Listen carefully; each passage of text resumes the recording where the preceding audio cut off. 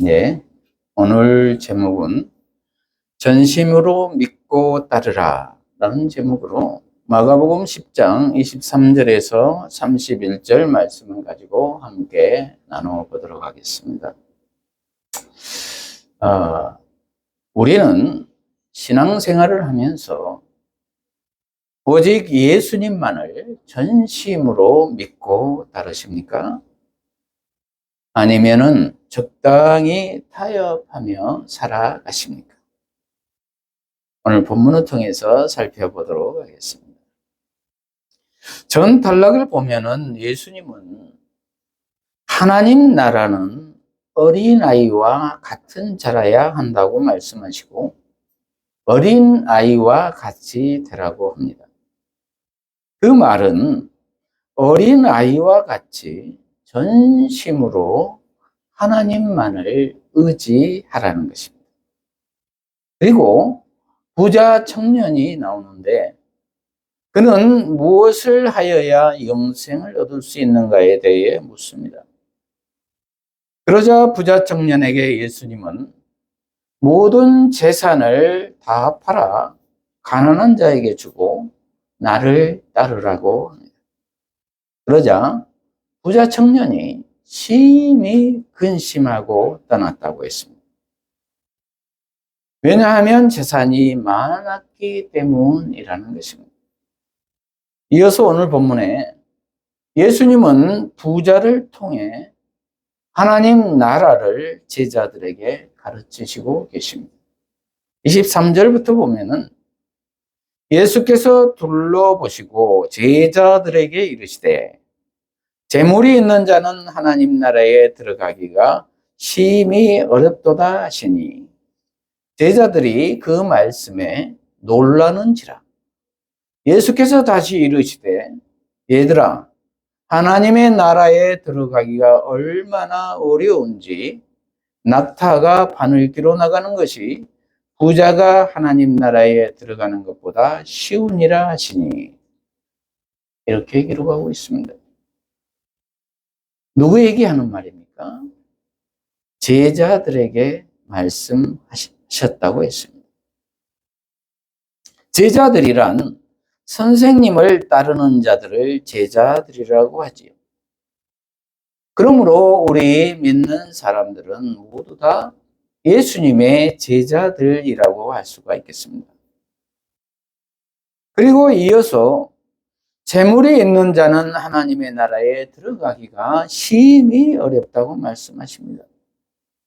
그러자 제자들이 그 말씀에 놀랐다고 했습니다.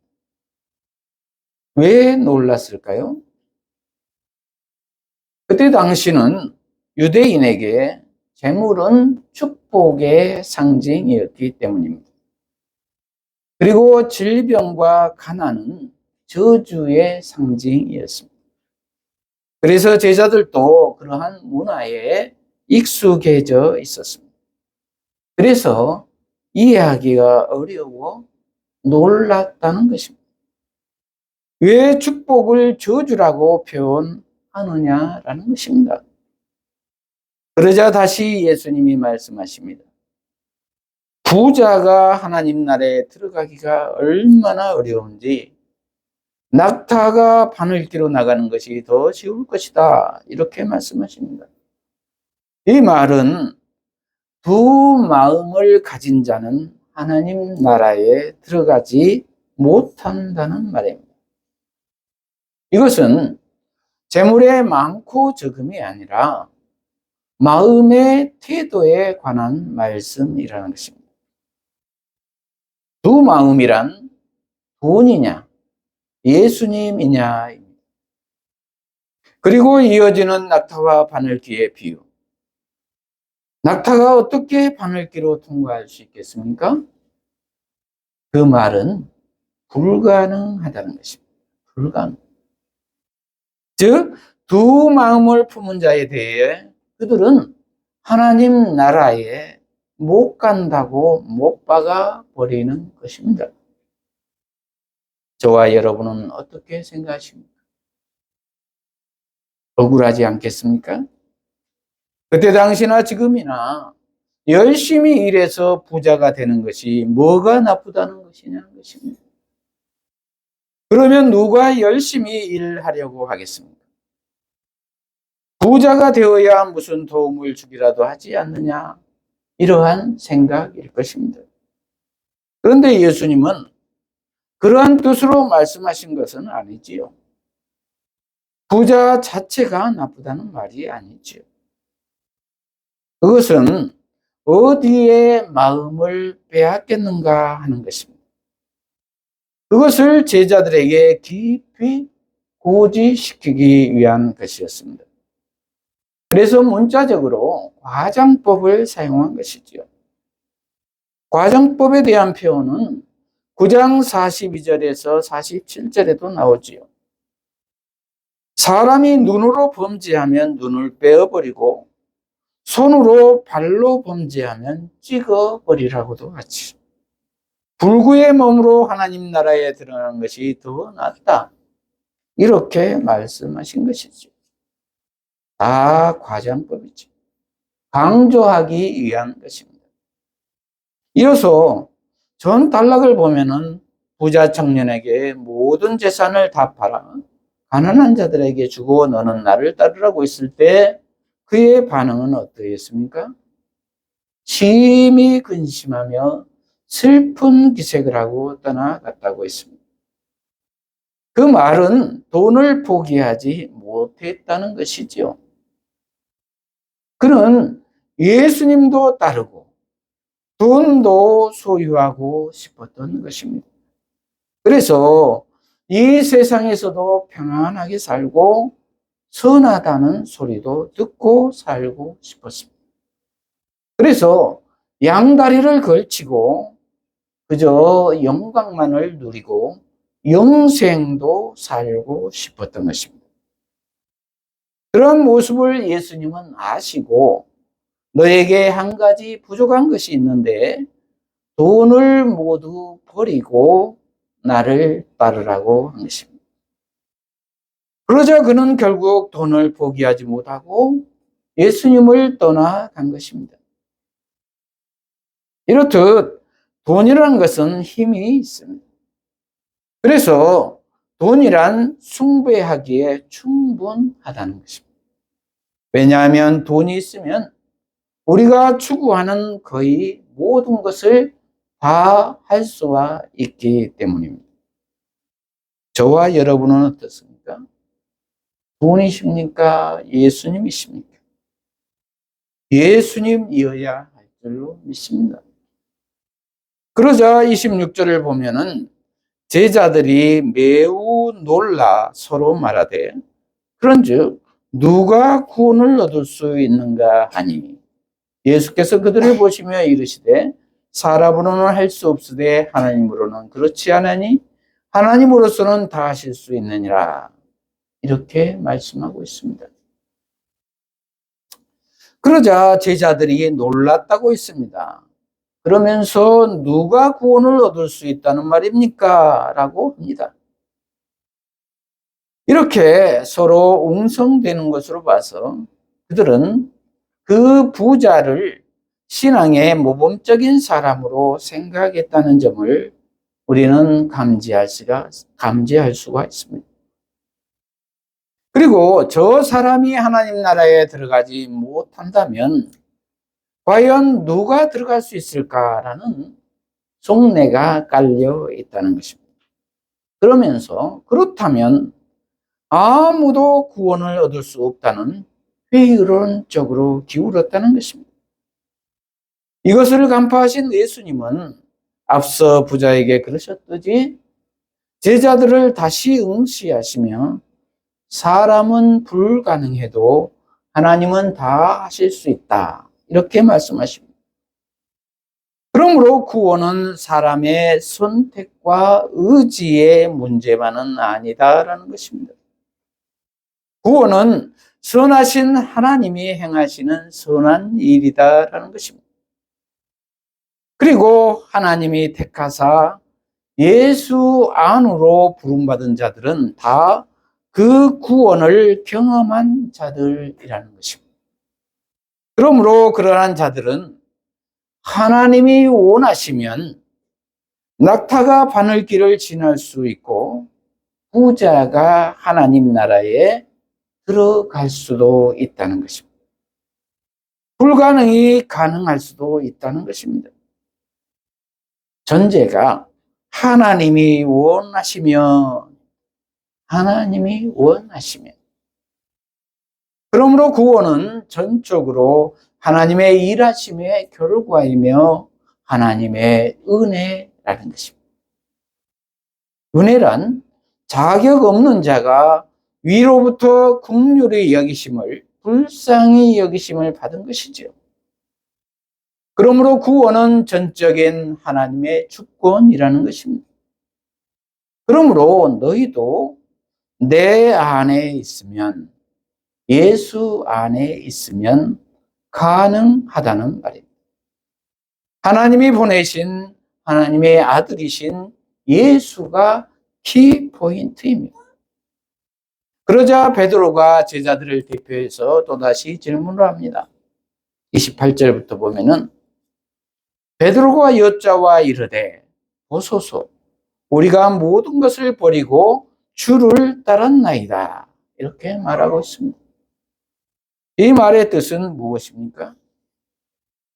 그러면 저희는 모든 것을 다 버리고 주를 따랐는데 우리의 운명과 그리고 그에 따른 보상은 무엇입니까? 이런 말입니다. 우리의 운명에 대한 질문은 이해가 가는데 그들의 운명은 하나님이 선택하시면 모든 것이 가능하다는 것이지요. 그런데 그들에게서 아직도 이 세상 것을 놓지 못하는 것을 볼 수가 있습니다. 저희가 이렇게 희생하고 있는데 그에 따른 보상이 무엇이냐는 것입니다. 그들은 그것을 기대하고 물어본 것입니다. 그들은 전달락 10장 13절에서도 어린아이들이 자기들의 사역을 방해하고 있다고 생각하고 그들을 꾸지람하고 예수님 앞에 못 오게 하지요. 그런데 하나님은 이런 어린아이 같은 자가 하나님 나라에 합당하다고 말씀하고 계시죠. 그들은 정반대의 행동을 한 것입니다. 그래서 예수님께 책망을 들었지요. 그리고 9장 30절에서 37절에도 예수님이 자신의 죽음과 부활에 대해서 이야기를 하고 계시는데 그 와중에 그 나라가 오면은 누가 가장 큰 자가 될 것인가를 자기들끼리 서로 논쟁을 하고 있었습니다.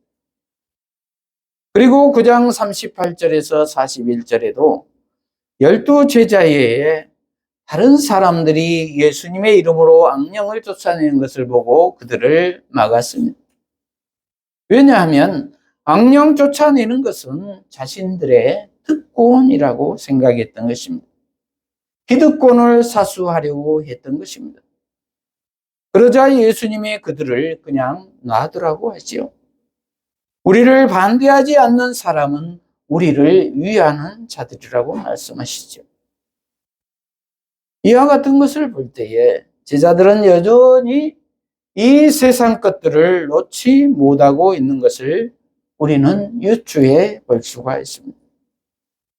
그들은 그 나라가 오면은 정치적 메시아로서 자리를 잡으면 한 자리 해 먹겠다는 생각입니다.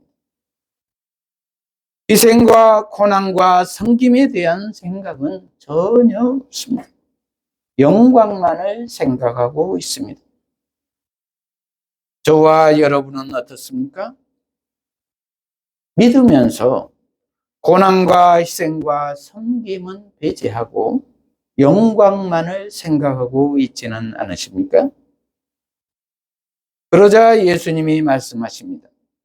오늘 본문 10장 29절에서 30절을 보면은 예수께서 이르시되 내가 진실로 진실로 너희에게 이르노니 나와 복음을 위하여 집이나 형제나 자매나 어머니나 아버지나 자신이나 전토를 벌인 자는 연세에 있어 집과 형제와 자매와 어머니와 자식과 전토를 100배나 받되 박해를 겸하여 받고 내세에 영생을 받지 못할 자가 없느니라. 이렇게 말씀하고 있습니다. 그들이 아직 깨닫지 못하고 있는 것 같아서 다시 한번 정리해 주십니다. 나를 위하여, 예수님을 위하여, 복음을 위하여 모든 것을 버린 자들에게 현세와 내세로 구분하여 말씀하여 주십니다. 현세에는 집과 형제와 자매와 어머니와 자식과 전토를 벌인 자는 100배나 받는다고 했습니다. 100배란 숫자적으로 100배가 아니라 아주 헤아릴 수 없는 많은 복을 받는다는 것입니다. 그리고 내세에는 영생을 반드시 소유하게 된다는 것입니다. 이와 같은 복을 주신다니 이 얼마나 감사한 일입니까?